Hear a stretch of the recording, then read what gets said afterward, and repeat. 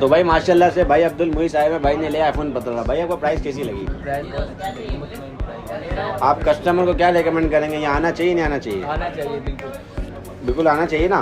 माशाल्लाह भाई iPhone 15 box pack लिया है, इसको भी अनबॉक्स कर लेते हैं। ये लो भाई, ब्लैक टाइटेनियम लिया भाई ने, ये पकड़ लो भाई। एक बाइक थम्स अप कर दो।